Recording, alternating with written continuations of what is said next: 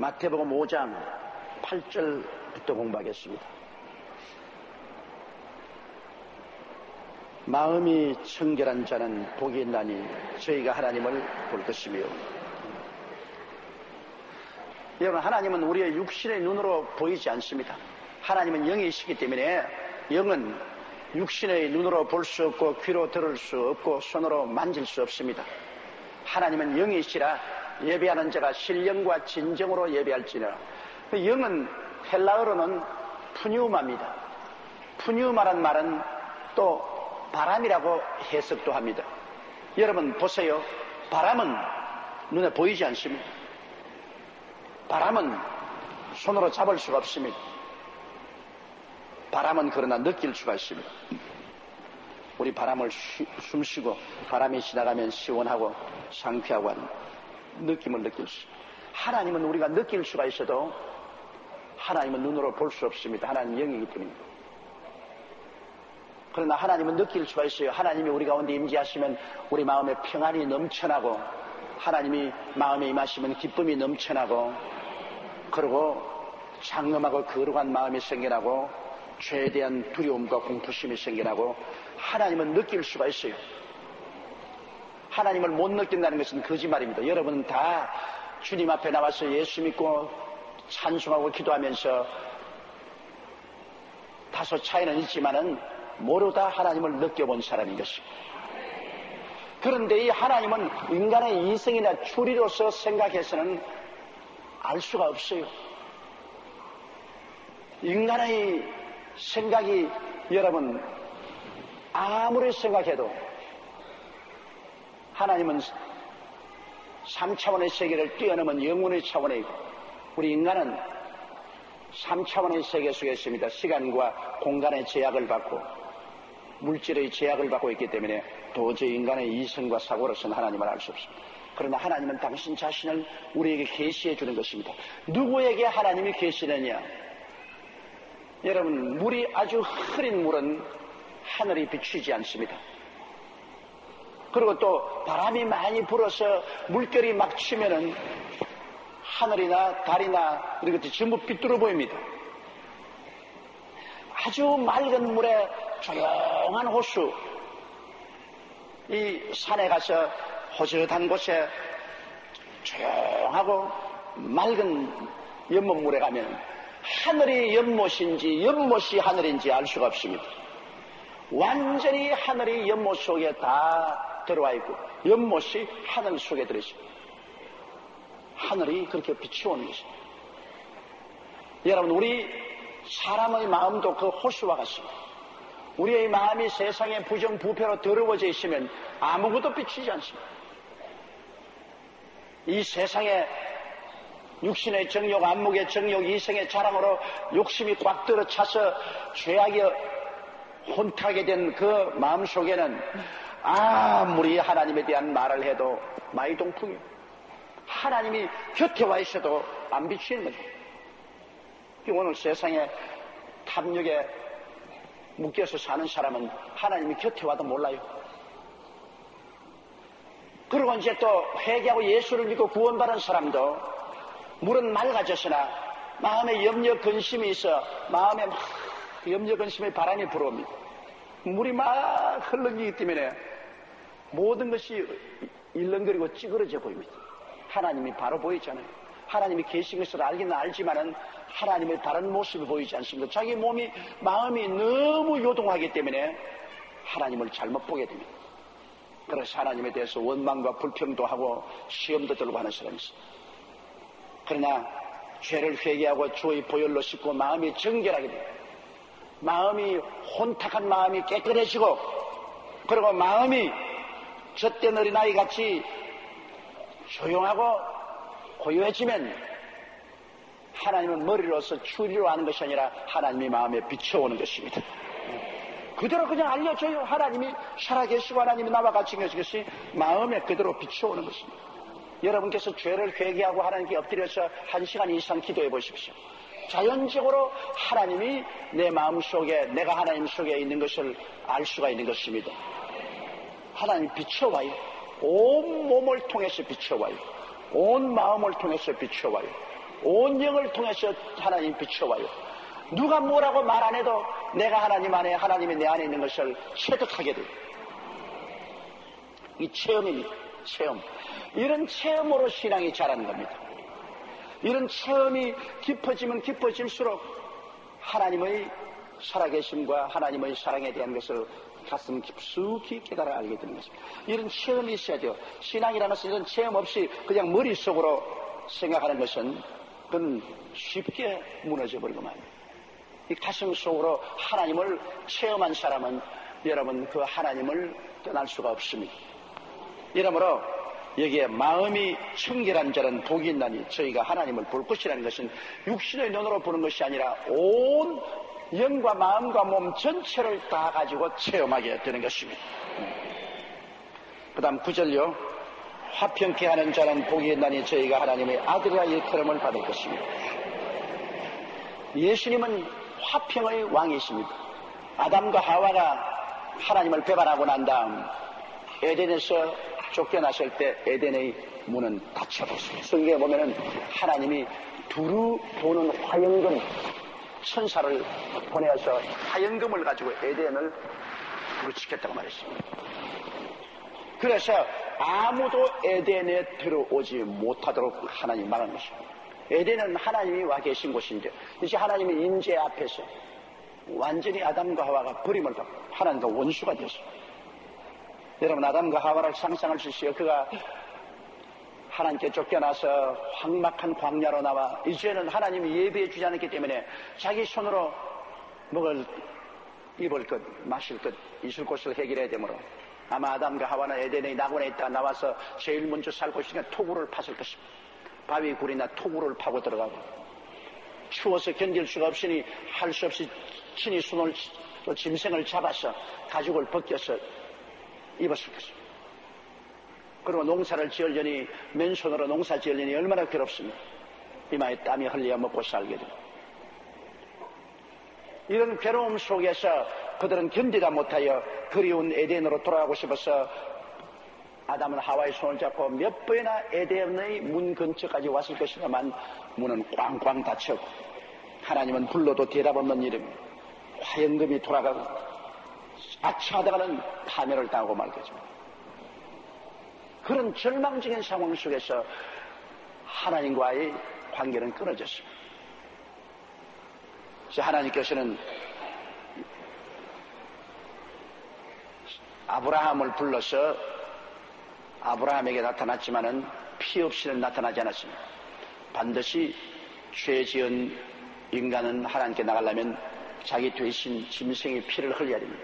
짐승을 잡아 피를 흘리고 그 제단을 통해서 하나님의 계시를 받았으나 극소수 아브라함, 이삭, 야곱 그 다음에는 이스라엘 백성 그렇지 전체 인류는 완전히 하나님과 원수되어 있었어요. 예수님이 오신 것은 하나님과 사람 사이에 원수된 담을 헐고 화목하기 위해서 화목 제물로 오신 것입니다.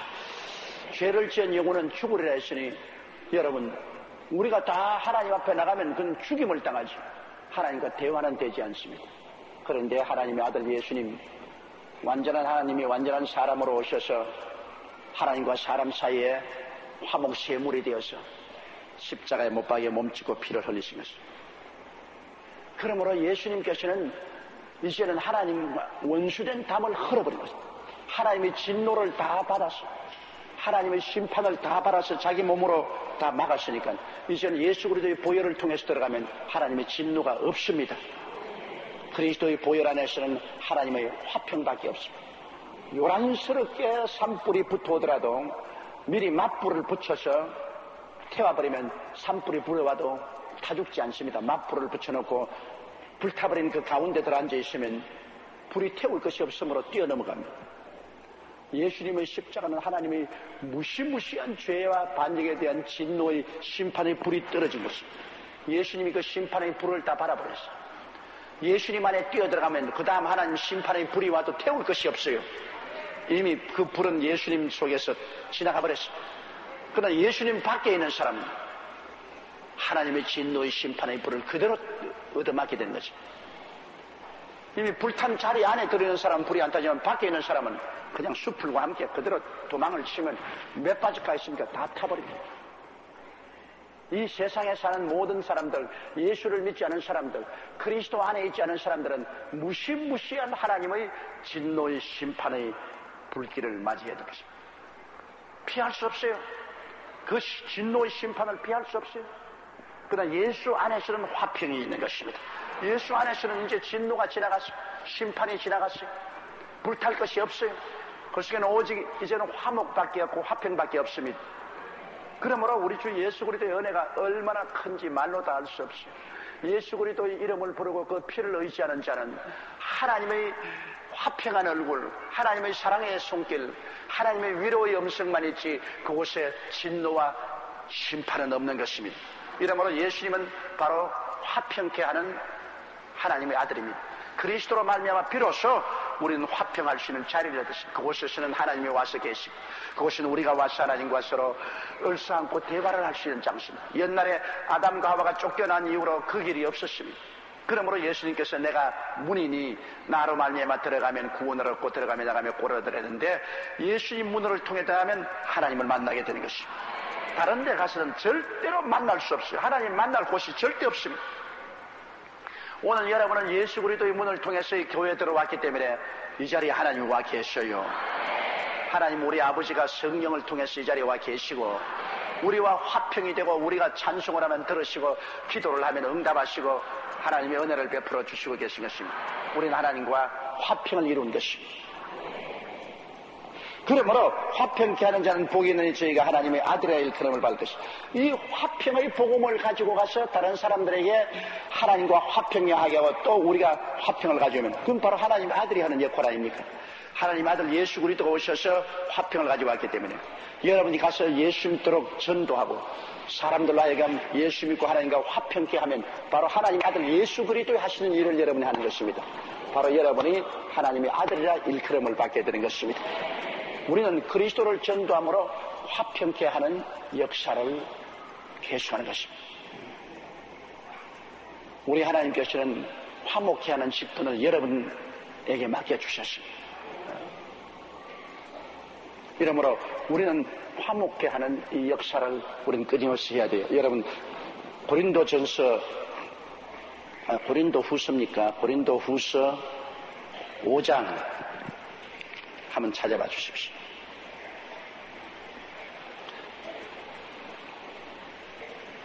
고린도 후서 5장 18절로부터 21절까지 우리 다 같이 한번 읽어보십시다. 모든 것이 하나님께로 났나니 저가 그리스도로 말미암아 우리를 자기와 화목하게 하시고 또 우리에게 화목케 하는 직책을 주셨으니 이는 하나님께서 그리스도 안에 계시사 세상을 자기와 화목하게 하시며 저희 죄를 저희에게 돌리지 아니하시고 화목케 하는 말씀을 우리에게 부탁하시느니라. 이러므로 우리가 그리스도를 대신하여 사신이 되어 하나님이 우리로 너희를 권면하시는 것 같이 그리스도를 대신하여 간구하노니 너희는 하나님과 화목하라. 하나님이 죄를 알지도 못하신 자로 우리를 대신하여 죄를 삼으신 것은 우리로 하여금 저희 안에서 하나님의 의가 되게 하려 하심이니라. 그러므로 여러분은 화목케 하는 사신들이 되신 것입니다. 예수 그리스도로 말미암아 하나님이 우리에게 화목케 하시고 그 다음에는 우리에게 화목케 하는 직분을 부탁하셨으므로 이제 여러분과 나는 처처에 가서 하나님과 화목하라. 진노하신 하나님과 화목하라. 그 길은 예수를 믿는 길밖에 없다. 예수께서 우리 죄를 대신 짊으셨으므로 예수만 믿으면 하나님의 진노에서 피하여 화목할 수 있다. 이렇게 전도하게 되기 때문에 화목케 하는 자는 복이 있느니 저희가 하나님의 아들이라 일컬음을 받을 것이다. 예수님과 동등한 칭호를 얻게 되는 것입니다. 이러므로 우리 열심히 전도해서 화목케 하는 이 사역을 해야 돼요. 우리는 모두 다 하나님의 사신입니다. 하나님의 사신한 것은 대사라 그 말입니다. 요사이 말하면 대사, 엠베스더. 여러분과 나는 하나님의 대사로서 이 땅에서 우리가 하나님 대사관입니다. 우리가 하나님을 대신해서 이 화목케 하는 복음을 열심으로 전도해야 돼요. 한 사람이라도 더 많이 하나님의 진노의 불에서 타지 말고 구원을 받고 하나님과 화목하도록 열심히 전도하는 여러분 되시기를 주의 이름으로 축원합니다. 그 다음 10절요. 의를 위하여 핍박을 받은 자는 복이 나니 천국이 저희 것입니다.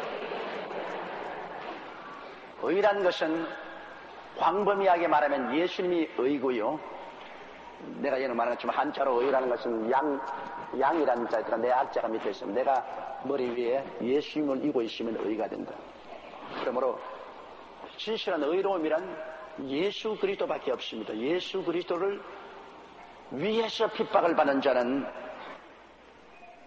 복이 나니 천국이 저희 것이면, 예수님이 바로 의의 왕이신데 예수님 때문에 핍박을 받는 자는 그건 완전히 예수님 자녀라는 것이 증명되지 않습니다. 세상을 따라가는데 왜 핍박해요?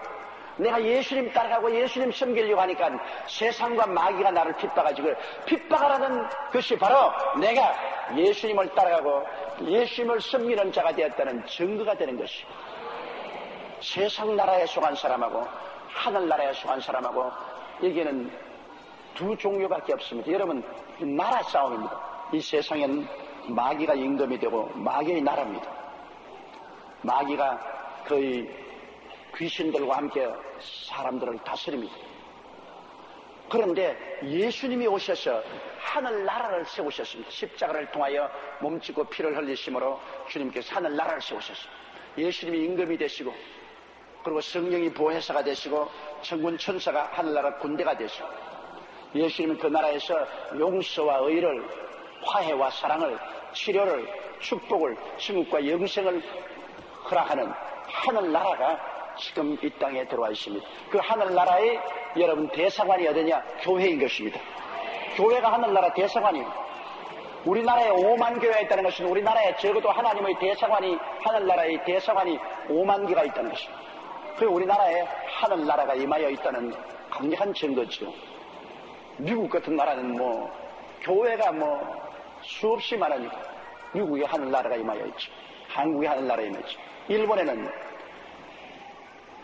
눈 닦고 봐도 교회가 눈에 안 보입니다. 전 국민의 1억 2천만 일본 국민 중에 0,5%에서 1% 정도밖에 예수를 안 믿습니다. 1억 2천만 중에 여러분, 그러므로 일본은 100만 명도 예수 믿는 사람이 없습니다. 그러니까 여러분 보세요. 일본에 교회가 안 보이잖아요. 하늘나라 대사관이 없습니다. 완전히 절간과 일본 신도 그리고 잡신들만 확 들어차 있습니다. 그렇기 때문에 일본에는 하늘나라가 임하여 있지 않아요. 일본은 완전히 세상나라입니다. 세상나라. 동남아에 가면은 동남아 여러 나라는 전부 불교가 점령하고 있어요. 하늘나라가 거의 없어요. 중동에는 이슬람교 사원만 꽉 들어차 있습니다. 교회가 눈 닦고 봐도 없어요.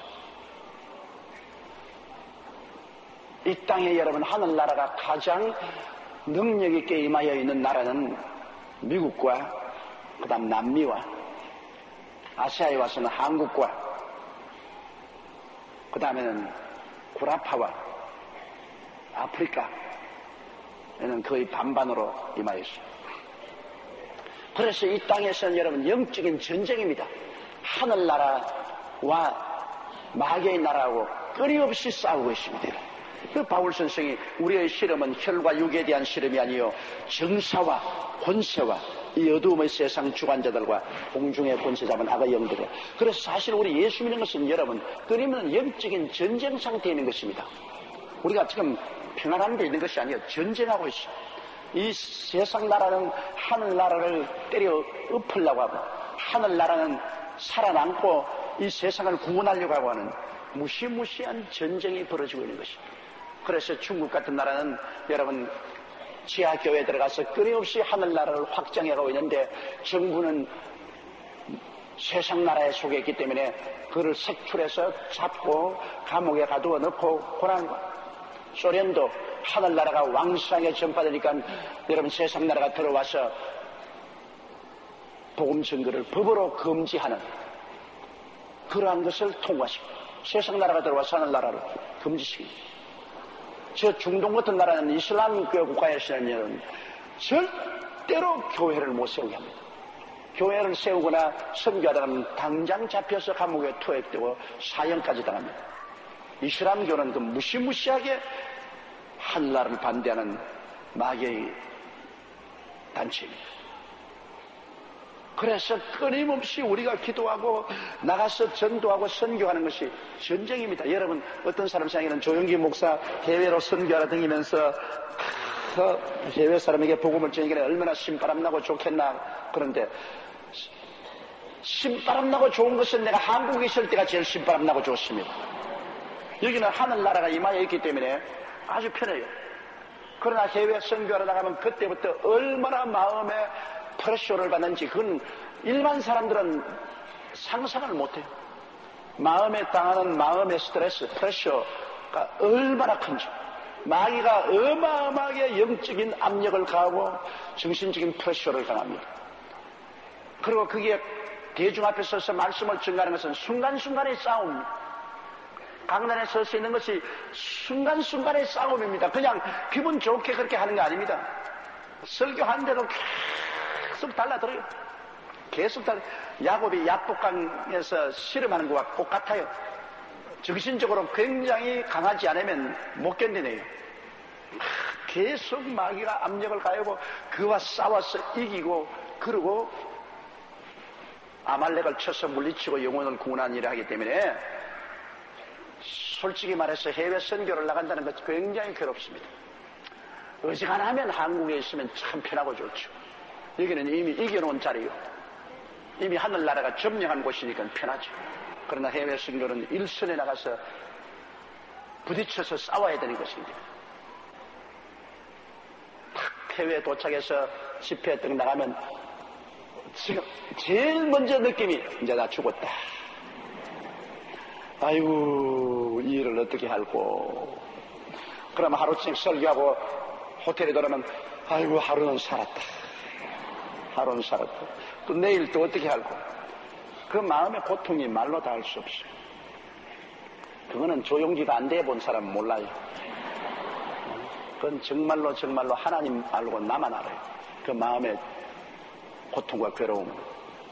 그러나 하나님께서 이렇게 사명을 주셨으니 그런 싸움을 안 싸울 수가 없어요. 내가 살아있는 이상은 하나님이 이 전선으로 나가라, 저 전쟁터로 나가라고 명령하는데 내가 못 나가겠습니다.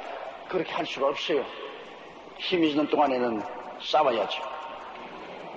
그러므로 오늘날의 우리 삶은 흑암에 대한 광명의 싸움이요, 불의에 대한 의의 싸움이요, 사탄에 대한 그리스도의 싸움이요, 세상 나라에 대한 하늘나라의 싸움인 것입니다. 그러므로 우리 한국은 우리 선조들이 피를 많이 흘리고 순교를 많이 당하고 많은 고생을 해서 전쟁에 이겨서 오늘날 우리 대한민국은 하늘나라가 그래도 우리 국민의 30%를 점령하고 5만 교회를 지금도 하늘나라에 대해서 공격을 하지만은 별로 힘이 없습니다. 하늘나라가 너무 왕성하고 강해졌기 때문에 이제는 정부도 하늘나라에 대결하지 못해요. 정치인들도 정면으로 하늘나라에 대결하지 못해요. 사회 어떤 단체도 하늘나라에 정면 대결하지 못해요. 그만큼 우리 한국에는 하늘나라가 강해졌어요. 우리는 이 여세를 몰아 통일이 되면 북한도 완전히 하늘나라가 점령하도록 해야 되는 것입니다. 그리고 우리 한국 땅에서 이 하늘나라 군대가 여기에서 기도와 능력으로 무장해서 일본과 중국과 주변 나라들에게 나가서 원조를 해서 그곳이 하늘나라가 왕성할 수 있도록 도와주는 것이 선교사역인 것입니다. 그래서 예수님을 우리가 모시고 하늘나라를 확장하려면 핍박을 받게 돼요. 안 믿는 세계 마귀의 나라가 그래 가만히 물러갈 것 같습니까? 아니죠. 막 물고 찢고 싸우고 대결하고 핍박을 하죠. 그러나 성경은 말하기를 의를 위하여 핍박을 받는 자는 복이 나니 천국이 저희 것입니다. 말할 필요 없죠. 예수님 모신 곳이 천국인데. 여러분, 예수님이 안 계시면 아무리 좋은데도 그건 지옥이에요.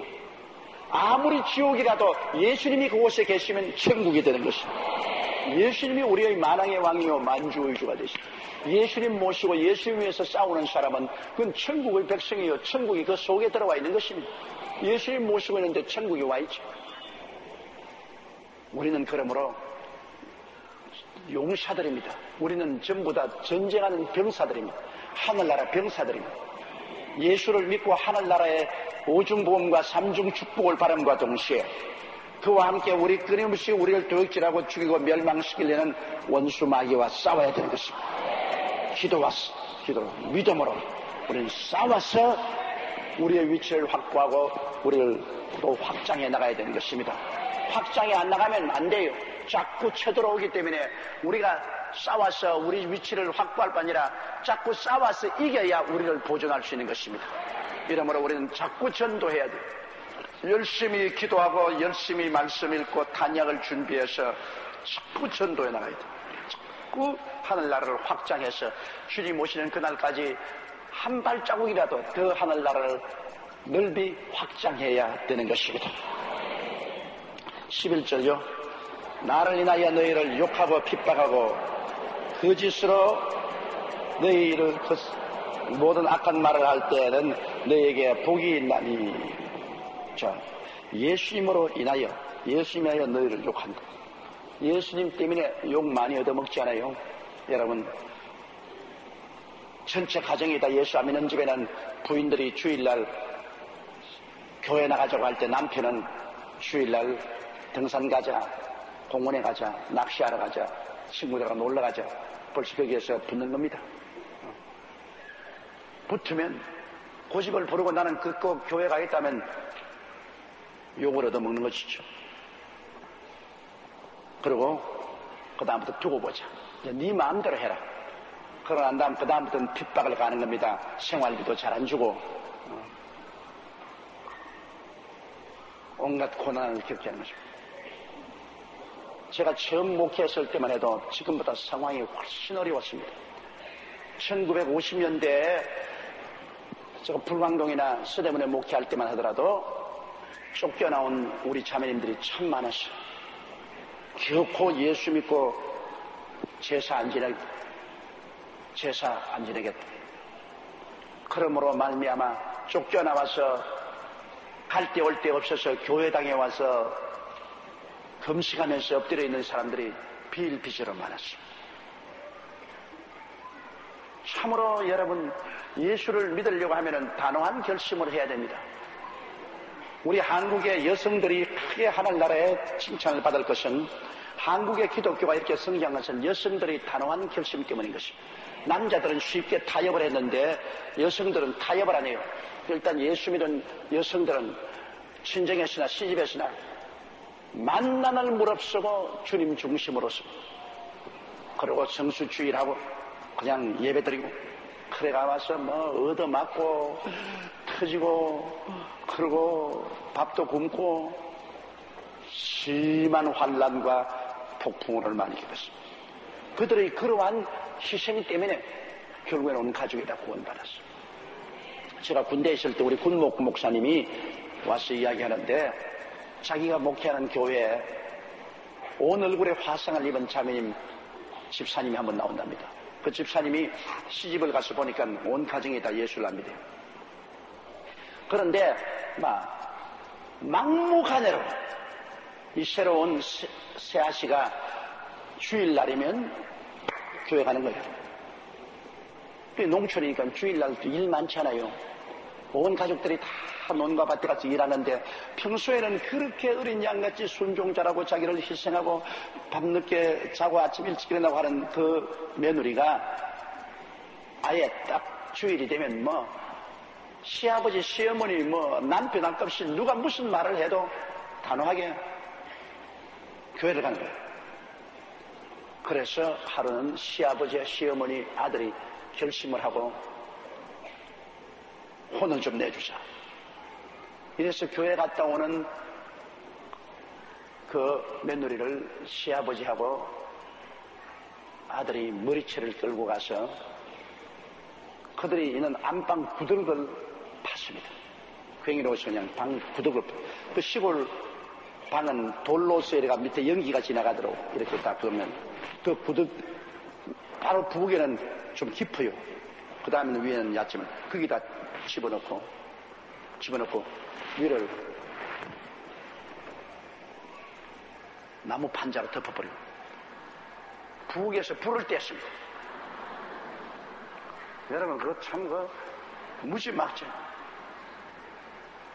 그래가 죽는다고 아우성을 치니까 끄집어내 보니까 머리도 다 타버리고 온몸이 화상입니다. 그런데 너 이래도 교회 가겠냐 하니까 나는 죽어도 교회 가겠습니다. 하나님 아버지요, 몰라시려니 우리 시아버지, 우리 남편, 우리 가족들을 구원하여 주옵소서. 나는 이렇게 죽더라도 구원하여 주옵소서. 그러니까 하나님이 얼마나 진노했던지 그 몸이 이 불이 타서 아픈 그 아픔이 그 시아버지하고 남편에게 갔습니다. 그 성한 사람이 막 그냥 막 뒹구는 거라 막 온몸이 아파가지고서 아이고 나 죽는다고 그 시아버지하고 남편이 막 뒹구니까 아이고 하나님이 우리 때린 것도 며느라 날 살려달라고. 그래서 그 며느리가 그 시아버지 남편을 갖다 놓고 온몸에 그냥 화상을 입었음에도 불구하고 눈물을 흘리고 죄를 용서해달라고 기도를 하고 안수를 하니까 그 고통이 사라졌어. 그 자리에서 그 시아버지, 시어머니, 그 남편 모든 가족이 다 회개하고 교회를 나가게 되어서 그 목사님이 목회하는 그 교회 시아버지는 장로가 돼 있고 다른 사람은 다 집사가 돼 있는 그 부인은 온 전신이 이 고기로서 익은 것처럼 얼굴이 화상이 되고 문둥병 환자처럼 돼 있어. 그래도 그 가정이 화목하고 교회를 나오게 됩니다. 여러분 과거에 우리 예수 믿는 사람들 정말 환난과 핍박을 많이 겪었습니다. 그런 단호한 믿음 때문에 한국에 이렇게 기독교가 전파되고 하늘나라가 왕성하게 된 것입니다. 그 쉽게 된 것 아니에요. 결코 쉽게 된 것 아닙니다. 이러므로 성경 말하기를 나를 인하여 너희를 욕하고 핍박하고 거짓으로 너희를 거스려 모든 악한 말을 할 때 얼마나 억울한 소리, 억울한 누명이 듣지 않습니까? 거짓으로 거스려 모든 악한 말을 할 때 너희에게 복이 있다. 왜? 하늘나라는 반드시 보상하는 하늘나라입니다. 갚아주는 하늘나라요. 세상에서는 여러분 고생해도 알아주지 않는 것이 많은데 주님은 적은 것 하나라도 우리가 하늘나라 위해서 수고한 것은 모두 다 기록해 놓았다가 보상해 주는 것입니다. 선한 사마리아인의 비유에 보면은 강도 만난 사람 주막에 가서 돌보아주고 부비가 더 들면 내가 올 때 갚아주래요. 우리가 복음 사업을 위해서 우리 개인이 시간 들이고 물질 들이고 노력한 것이 있으면 그 자체도 하나님이 주신 것이겠지만은 거기에 대해서는 주님께서 반드시 갚아주겠다. 우리가 부비가 들은 것은 갚아주겠다. 이러므로 하늘나라는 꼭 보상합니다. 이제 두고 보세요. 천당에 올라가면 이 세상에서 핍박과 고난 많이 당한 사람은 하늘에 햇빛처럼 빛날 사람도 있고 그 다음엔 달처럼 빛날 사람도 있고 그 다음엔 별 할 일 없는 사람은 별처럼 빛난 사람이 있고 영 없는 사람은 개똥벌레처럼 빛날 사람도 있고 우리의 영광은 오늘 이 땅에서 하늘나라 위해서 얼마나 우리가 투자했는가 거기에 따라서 영광의 광채가 달라지는 것입니다. 하늘나라의 영광의 광채가 달라져요. 그렇다고 해서 하늘나라가 뭐 잘난 사람끼리 모여 살고 못난 사람끼리 모여 사는 그런 처처는 아닙니다. 여기도 보십시오. 여기 잘난 사람 못난 사람 다 한꺼번에 앉아있잖아요. 옷 잘 입은 사람 옷 못 입은 사람 다 한꺼번에 모여서 살잖아요. 모여 살지만은 잘 입은 사람 다르고 잘난 사람 다르지 않아요. 하늘나라도 한 가지입니다. 더 영광스러운 광채를 입는 사람도 개똥벌레 같은 사람도 함께는 다 쉽게 살아요. 살지만은 개똥벌레가 해같이 빛난 사람 볼 때 얼마나 부럽겠어요.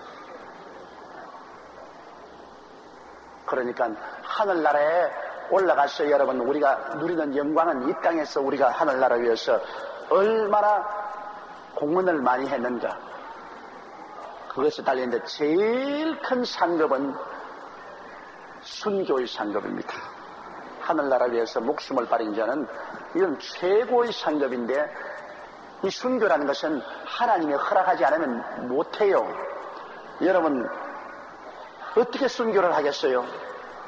요사이 북한을 방문하는 우리 한국의 목사나 장로들 너나 할 것 없이 북한 가겠다고 야단을 부리고 평양 순환 비행장에 도착만 하면은 꽃다발 들고 김일성 동상에 가서 이렇게 엎드려 절하고 그런 식으로 해가지고서 세상에 어디에 상급을 받습니까? 옛날에 우상에 절하지 않기 위해서 사드락과 메삭과 아벤누고는 김일성 동상이나 느부갓네살 동상이나 똑같은 동상이에요. 사드락과 메삭과 아벤누고는 절하지 않았어요. 그 결과로 그들은 7배나 뜨거운 풀무불에 던져 들어갈 때도 하는 말이, 왕이 우리를 풀무불에 던지면 주님이 우리를 건져내시겠거니와 건져내지 않아도 왕의 우상에 절하지 않겠다고 그랬습니다. 그런 신앙을, 이게 진짜 신앙. 일전시대 일본 신에게 절하지 않겠다고 해서 여러분 얼마나 무지무지하게 고난을 받지만, 안희숙 씨 같은 분, 적은 세상 듣지만은 일본 우상에 절하지 않는다고 해서 젊은 처녀로 감옥에 갇혀서 얼마나 고생을 했습니까? 안희숙 씨는 죽으면 죽으리이다 하는 그 책에서 보면은 그 감옥에 들어가서 일본 관원들에게 당한 그 고통은 말로 닿습니다.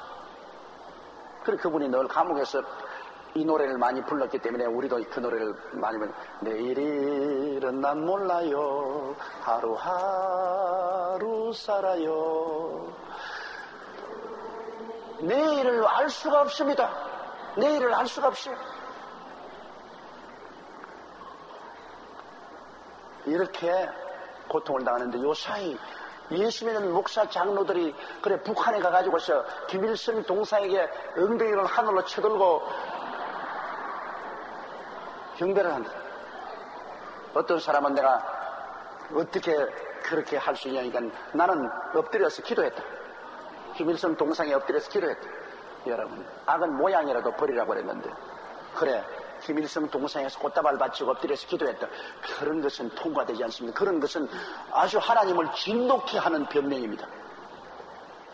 하나님이 제일 미워하는 것이 우상숭배입니다.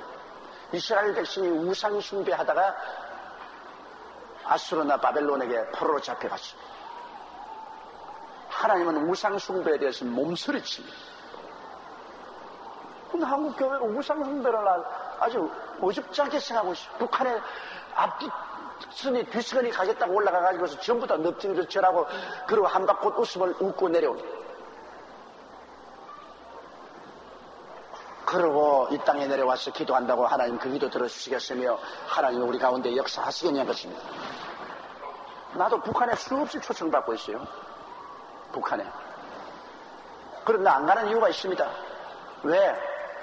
거기 가는 사람마다 강제로 끌려서 우상에 절하는데 왜 내가 거기 가서 우상에 절해요? 북한이 뭘 좋다고 가가지고서.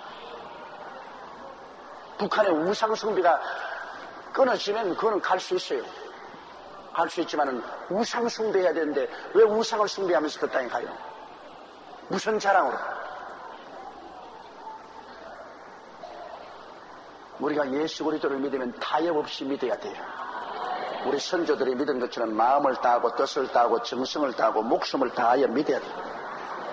솔직히 생각해보세요. 여러분을 위해서 몸을 찢고 피를 흘려주신 분이 누가 있습니까? 주님이 우리 보고 사랑하는 자여 그렇게 말하는데, 여러분 우리를 얼마나 사랑했기에 우리에게 몸을 찢어서 이거 먹어라, 피를 흘려서 이거 마셔라, 그렇게 우리를 사랑해준 분 누가 있어요? 솔직히 한번 생각해보세요. 모든 사람들은 다 이기주의입니다. 모두 다 나의 편리에 서서 대화를 하고 상대를 하지요. 진실로 희생적으로 마음을 연 사람은 누가 있습니까? 예수님밖에 없습니다. 여러분, 예수님밖에 없어. 참으로 여러분이 영혼의 위로를 받고 참으로 전신으로 위로를 받고 생명이 하나가 되어서 살아갈 분은 예수님밖에 없는 것입니다. 그런데 그 예수님을 우리가 어떻게 배반해요? 이 예수님을 우리가 슬프게 하고 이 예수님을 난처하게 만드는 일을 우리가 어떻게 할 수 있겠어요? 이렇기 때문에 우리 주님께서 여기에 말씀해 주시는 것이 바로 그것이 아닙니까? 나를 인하여 너희를 유혹하고 핍박하고 거짓으로 너희를 거스려 모든 악한 말을 할 때 너희에게 복이 나니 12절요. 기뻐하고 즐거워하라. 하늘에서 너희 상이 큼이라. 너희 전에 있던 선지자들을 이같이 핍박했느니. 우리 앞선 우리 선배들이 주님을 진심으로 믿는 사람들이 다 이와 같이 핍박을 받았으니 우리도 또 그런 핍박을 받게 되는 것입니다. 그러나 이런 핍박을 받고도 타협하지 않고 주님을 섬긴 사람들에게는 기뻐하고 즐거워하라. 하늘에서 너희 상급이 큼이라. 하늘에 가서 한없이 기뻐하고 즐거워하고 춤을 추게 된다 그 말인 거죠. 지금은 슬퍼도, 지금은 고통스럽고 괴로워도 하늘나라 주님 앞에 서서 상급을 받을 때는 너무나 감격하고 기뻐하고 즐거워할 것이라는 것입니다.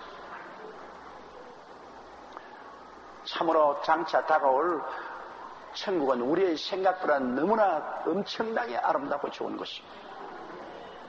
우리가 변화받아 새롭게 될 것은 상상을 초월합니다. 사람들 말하기를 왜 하늘나라 우리에게 좀 보여주면 좋는데 안 보여주는, 여러분 참 안 보여주는 것 감사합니다. 하늘나라 보여주면 이 땅에 살아남을 사람 없어요. 너무너무 기가 막힌 바울 선생이 말한 것처럼 내가 셋째 안으로 끌려가서 사람의 말로 말할 수 없는 말을 들었다. 바울 같은 사람도 내가 둘 사이에 끼었으니 차라리 이 몸을 떠나 주님과 함께 있을 욕망을 가진 것이 더 좋다. 그렇게 했는데 우리 같은 사람, 평범한 사람들 하늘나라 공영시켜주면 그 다음 세상에 일 안 해요. 기왕 갈 건데 가질 건 뭐 내가 여기서 일할 건 뭐냐. 굶어 죽더라도 빨리 가야 되겠다. 완전히 사람 폐인되어 버립니다. 그래서 하나님이 그 영광스러운 것을 딱 가려둔 것이다. 하늘에 올라올 때까지 기다린다. 그때 와서 보라. 지금 와서 미리 보면은 못 견딘다. 그렇게 주님께서 말씀한 것입니다. 자, 13절요. 너희는 세상의 소금이니 소금이 만일 그 맛을 잃으면 무엇으로 짜게 하리요. 후에는 아무 쓸데없어 다만 밖에 버리고 사람에게 밟힐 뿐이라. 너희는 세상의 소금이니. 여러분과 내가 소금이라 그럽니다. 여러분, 소금은 두 가지 일을 분명히 합니다. 썩는 것을 막는데 소금이 필요하고 맛을 내는데 소금이 필요합니다. 사실 지금은 냉장고가 있어 그렇지 않은데 우리 어릴 때는요 냉장고 없잖아요. 그러면 칼치 같은 것 이런 것 아주 소금으로 막 완전히 막 절여가지고서 이게 소금인지 생선인지 알 수가 없어요.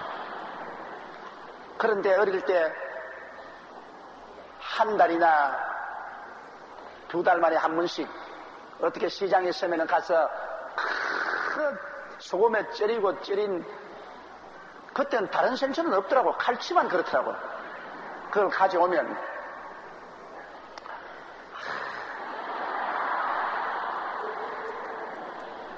칼치 한 마리 한 동마리를 넣고 그 다음에는 국물은 얼마나 많던지 말이지.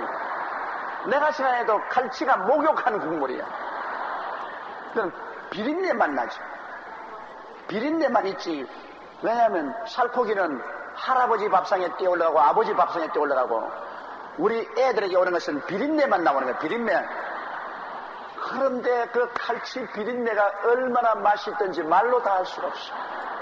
밥이 어디로 들어가는지 알 수가 없어. 정신이 하나도 없어. 그 칼치 비린내.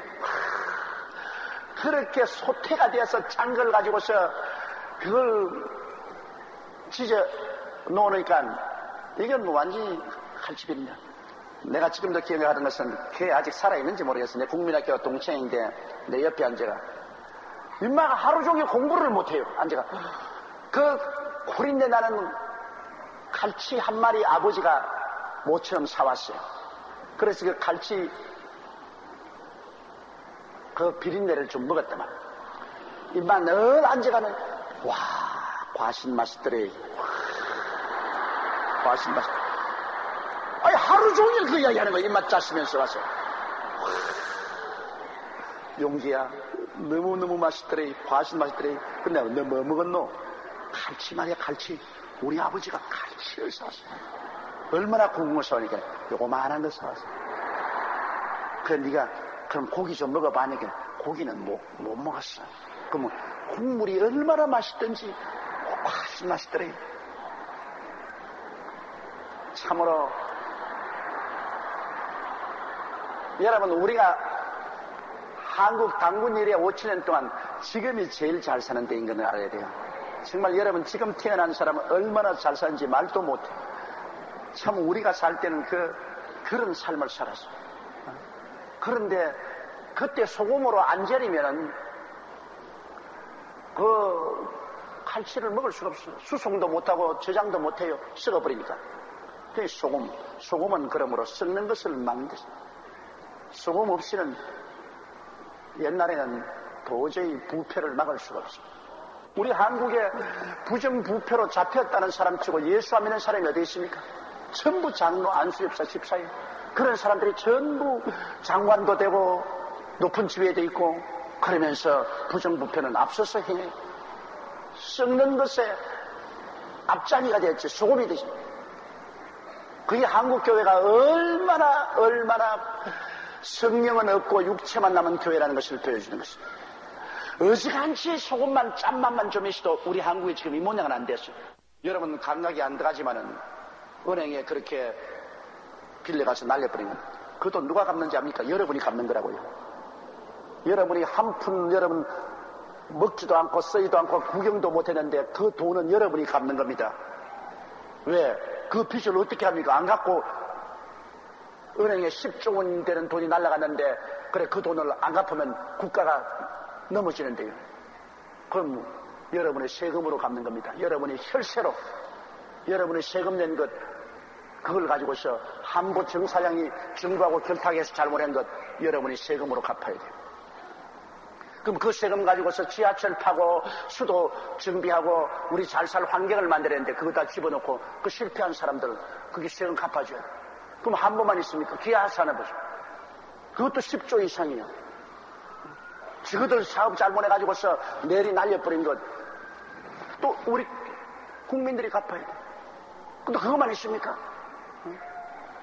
농심이니 해태니 뭐니 모조리 다 정부가 결탁해서 은행에 돈 끌어다가 방만하게 경영하다가 다 망해버리면 그 망한 뒤처리는 전부 국민이 먹도 않고 쓰지 않고 고생한 벌은 돈 혈세를 내가지고서 그걸 갖다 갚아줘야 돼요.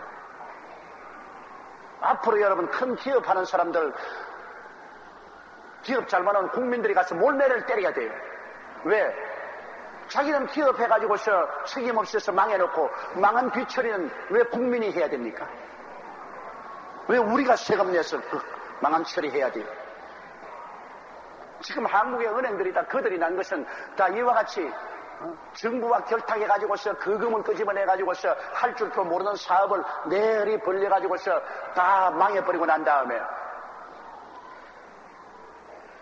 그로 말미암아 구멍이 뚫어진 이 빚은 국민들이 다 덜머쓰고 이 고생을 해야 됩니다. 우리 세금으로 메꿔야 되고 우리가 이제 허리띠를 돌려매야 되고 세상에 만일 우리 정부에 예수 믿는 사람 중에 소금이 과연 있었다면 이런 부정부패는 막아야죠. 이런 정치적인 정부와 기업인들이 결탁해서 하는 이런 부정부패는 안 됩니다. 이건 안 돼. 이렇게 해서는 안 돼. 국민 앞에 안 돼. 은행장들도 그렇죠. 은행장도 자기가 계산해보고 이 돈 뛸 것뿐이니 아는데 목숨을 내 걸고라도 이건 안 돼요. 대통령의 명령에도 이건 안 돼요. 이건 합법적으로 안 돼요. 그리고 자리를 뜨더라도 막아야죠. 그게 코미션도 같이 받아먹고 같이 이게 내 돈 아니니까 가지건 내가 다 용자해주고 하는데 그들 나면 또 국민이 세금으로 또 갚아주겠지. 이게 우리 국민이 사실 뭔지 모르고 있어 그렇지 저만침이라도 조그만지 아는 듯하면 가만 안 둬요. 여러분 아무것도 모르고 한부가 무너졌구나 기아가 무너졌구나 다른 게 무너졌구나 나하고는 상관없다 웃기는 소리 아니에요. 바로 여러분 포켓도에 돈이 나가야 됩니다. 그거 막으려고 그 일반적으로 세금으로 못 내니까 이제 세금 높이는 거. 이제 앞 두고 보세요. 세금이 이제 또 높아져. 그럼 세금을 많이 떼내면 이제 여러분 뭡니까? 여러분 그만큼 여러분께서 생활이 궁핍해진 거죠. 그리고 그 세금 가지고서 우리 국민을 편리하게 만들고 고속전철이나 만들고 편리하게 해야 될 것인데 그건 이제 돈이 없어 못해요. 오라니까 우리의 삶은 더 불편해지고 우리의 삶은 더 궁핍해지고 그저 국민이 봉인가 그저 죽는 것은 국민만 죽어요. 그러고도 그렇게 결탁한 정치인이나 기업인들은 기름이 번지르하게 그대로 살아있어요. 그래서 기름이 번지르하게 살아있어요. 그리고 국민들만 까칠까칠해지는 겁니다. 이거 보통 일이 아니에요. 우리 국민들이 정신을 차리고 앞으로 그런 정치인이나 그런 기업인들은 발을 못 붙이게 만들어야 되는 것입니다. 발을 못 붙이게. 그런 사람에게 여러분 국회의원 만들어주고 대통령 만들어줘서는 안 돼요. 그런 기업인들 그렇게 무책임하게 해놓고 난 다음에도 손만 떼면 살아나갈 수 있다고 생각 못하도록 이 땅에 발을 못 붙이게 만들어야 돼요. 책임 경영을 해야죠.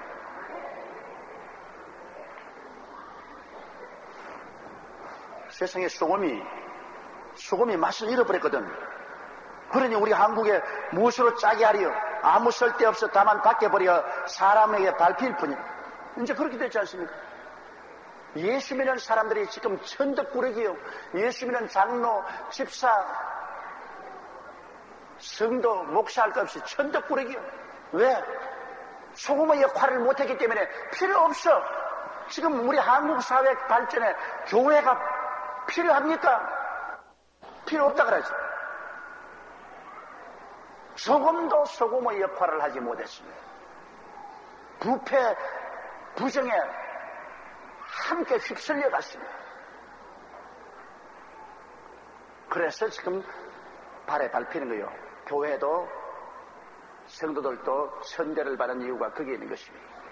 이제 이 어려운 지경에 처했으니 진짜로 우리가 소금이 돼야 될 때가 왔습니다. 이제는 정부의 인사나 정치인이나 기업인이나 사회인이나 우리 한 사람 한 사람이 이제는 소금이 되어서 우리가 우리를 지켜야 돼요. 우리가 우리의 삶을 지켜야 돼요. 다른 사람이 우리 돌봐줄 것처럼 생각하면 큰일이요. 아무도 안 돌봐줘.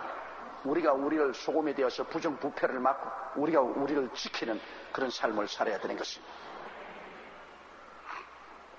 14절요. 너희는 세상의 빛이라 산 위에 있는 동네가 섬기지 못할 것이요. 자, 또 빛이라 했으니 여러분 어둡고 캄캄해서 사방을 살필 수 없는데 빛이 쫙 비치면 온 사방이 다 보이지 않아요. 요사이 밀렵하는 사람들 밤에 강한 헤드라이트 들고 산에 밤에 비춰가지고서 노루나 짐승들 밤에 방향을 못 잡고 있는데 총을 쏘아서 잡지 않아요. 밀렵해서. 어두움은 뭐가 뭔지 모르지만 빛이 비치면 환하게 보이지 않아요. 우리는 빛이 되어서 우리는 세상 사람을 몰라도 우리는 압니다. 우리는 뭐가 죄고 뭐가 의인 것을 알지 않아요. 우리는 세상의 빛인데 우리가 하나님 말씀을 통해서 보게 될 때 뭐가 죄인지 뭐가 의인지 우리는 알고 있어요. 우리는 십계명을 분명히 알고 가지고 있어요. 우리는 십계명에 비춰볼 때 뭐가 죄고 뭐가 의인지 알고 있지 않아요. 그러므로 우리가 아는 것이 바로 빛이에요. 모르면 어두움이지만 아는 것은 빛입니다. 우리 예수 믿는 사람은 죄와 악을 분별할 줄 알아요. 무슨 것이 선이고 무슨 것이 악인 것을 우리가 하나님 말씀을 통해서 우리는 알고 있어요. 그러므로 산 위에 있는 동네가 숨기지 못할 것입니다. 이스라엘은 모든 동리를 산 위에 지어요. 산 밑에 안 지고. 그건 왜냐하면 적군의 공격이 하도 많기 때문에 미리 적이 오면 미리 내려다보고 대책을 세우려고 동리가 산 위에 있어요. 산 밑에 있는 것은 나무에 가릴 수 있지만 산 위에 있는 것은 가리지 못하잖아요. 우리는 빛이라 마치 산 위에 있는 동리와 같다. 모든 사람이 우리가 환하게 등들처럼 빛이 나니까 보고 있어요. 우리는 동리에서도 저 집 예수 믿는 집이다. 회사에서도 저 사람 예수 믿는 직원이다. 사업하는 사람도 저 사람 예수 믿는 하는 사업이다. 그러므로 자연이 기대하는 것은 뭡니까? 예수 믿는 사람이니까 정직하고 성실하고 건면하고 충성스러워야 된다는 것. 사람들이 다 기대를 해요. 저 사람 예수 믿는 사람. 그래서 와 이거 예수 믿는 사람이 그렇게 하느냐? 예수 믿는 사람이 말을 그렇게 하느냐? 예수 믿는 사람이 그렇게 사기치느냐? 그렇게 하는 이유는 세상 사람은 마땅히 다 사기치고 거짓말하고 도둑질하고 하지만은 예수 믿는 사람은 빛이니까 빛이 어떻게 저런 어두움의 일을 하는가?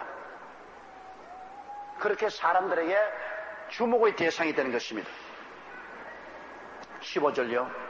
사람이 등불을 켜서 말 아래 두지 아니하고 등경 위에 두나니 이러므로 집안 모든 사람에게 비치느니라. 등불을 켜서 우리 한 말, 두 말 하고 이렇게 곡식되는 말이 있지 않습니까? 등불 켜서 말 아래 두면은 안 보이잖아요. 등불을 켰으면 사람들 보라고 등경 위에다 이렇게 얹어놔서 다 비추잖아요. 그러므로 집안 모든 사람에게 비추인다. 우리는 하나님께서 예수 믿고 난 다음 빛으로 만드사 등경 위에 얹어놓는다. 모든 사람에게 두드러지게 만들어 놓은 것입니다. 예수 믿는 사람으로서. 그러므로 우리의 존재가 모든 사람에게 빛을 비추어야 됩니다. 어두움의 세력을 물리치고 광명을 가져오는 존재가 되어야 돼요. 우리가 가는 곳마다 어두움의 세력을 물리쳐야 돼요. 거짓과 탐심과 도적질과 부정과 부패의 어두움의 세력을 물리치고 우리는 거기에 정의와 진실을 가져오는 빛이 되어야 돼요. 우리가 소금이요. 우리는 빛이 되어야 돼요. 그래야 우리의 존재가 의미가 있습니다. 우리가 도덕적으로 소금이 되고 빛이 되지 못하고 있으면 우리의 존재가 의미가 없어지는 것입니다. 16절요. 이같이 너희 빛을 사람 앞에 비치게 하여 저희로 너희 착한 행실을 보고 하늘에 계신 너희 아버지께 영광을 돌리게 하라. 자, 우리가 빛을 비추면 그 빛이 바로 착한 행실 아닙니까? 남이 욕할 때 욕하지 아니하는 것이 빛이요, 남이 훔칠 때 안 훔치는 것이 빛이요, 남이 부정부패할 때 난 정의롭게 사는 것이 빛이요. 그러므로 우리가 빛을 비추면 사람들이 다 보고 와, 저 사람은 예수 믿는 사람이다. 저 사람은 하나님 믿는 사람이다. 그래서 사람들이 안 믿는 사람조차도 하늘에 계신 아버지께 영광을 돌리게 되는 것입니다. 하나님을 자랑해. 야, 예수 믿는 사람 다르구나. 그렇게 말하게 돼요. 이러므로 오늘날 우리가 예수 믿고 천당 가는 것은 마땅한 일이지만은 이 땅에 사는 동안에 우리가 소금이요 빛이라는 그 사실을 인식해야 되는 것입니다. 우리가 소금의 역할을 해야 돼. 우리는 빛의 역할을 해야 돼요. 그것은 하나님이 우리에게 주신 사명인 것입니다. 여러분은 모두 다 소금이요, 모두 다 빛입니다. 그러므로 적고 큰 환경에서 우리는 부정과 부패를 막고 우리는 정의의 진실의 광명한 빛을 비추는 이런 역할을 한다면 한국은 대번에 살아나요. 이 어려운 위기에서 여러분 대번에 살아나요. 우리의 문제는 자연 자원이 없는 것이 아니라 정신적인 영적인 자원이 없기 때문에 망한 것입니다. 우리가 오늘 이 금융 파산에 이런 것은 영적인 정신적인 자원이 없어서 망하는 것입니다. 그 자원이란 뭐냐? 정직한 것, 성실한 것, 건면한 것, 충성스러운 것, 이런 정신적인 자원이 없어요. 모두 다 거짓말쟁이고 불성실하고 게으르고 불충성하고 정신적인 자원이 없어서 정부와 기업과 노동자와 국민이 다 망해버린 것입니다. 정신적인 자원이 문제입니다. 우리 지금 문제는 여러분 무슨 세상적인 물질적인 자원이 없어 망한 것 아닙니다. 아무리 IMF에서 돈을 가져와도 우리가 정신적인 자원이 없으면 또 그대로요. 알코올 중독자에게 아무리 돈을 도와줘도 자꾸 술 마셔버리는데 그거 무슨 소용 있습니까? 도박꾼에게 자꾸 돈 대주면 무슨 소용 있습니까? 자꾸 도박만 하지. 알코올을 떼는 데서 돈을 줘야 되고 도박을 거치는 데서 도와줘야 재건을 할 수 있죠. 그럼 우리 국민 전체가 지금 알코올 중독자나 도박쟁이와 한 가지입니다. 국민 전체가 술을 그만 마셔야지. 도박을 그만해야지. 그리고 살겠다고 하는데 도와주면 회복이 곧장돼요. 근데 계속 술 취하고 계속 도박하는데 IMF 아니라 온 세계 돈을 다 갖다 대줘도 무슨 소용이 있어요. 문제는 정신적인, 영적인 큰 개혁이 일어나야 사는 것입니다.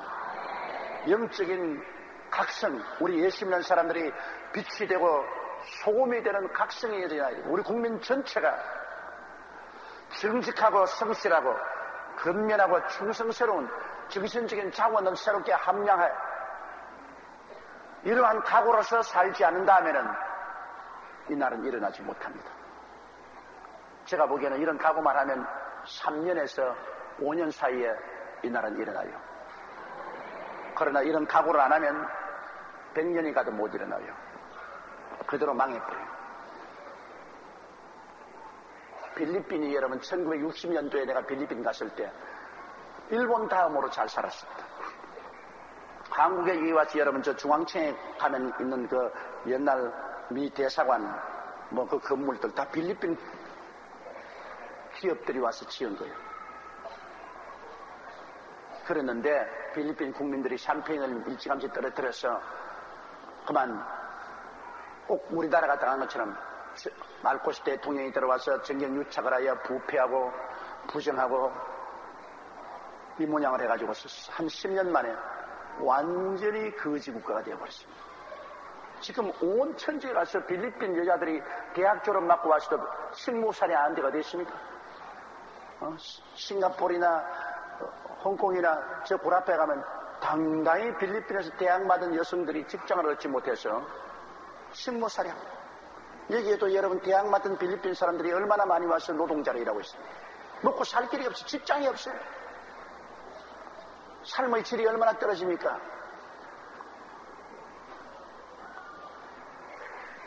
필리핀에 여러분 중산층 사람이 사는 생활 수준이 10만 원 정도.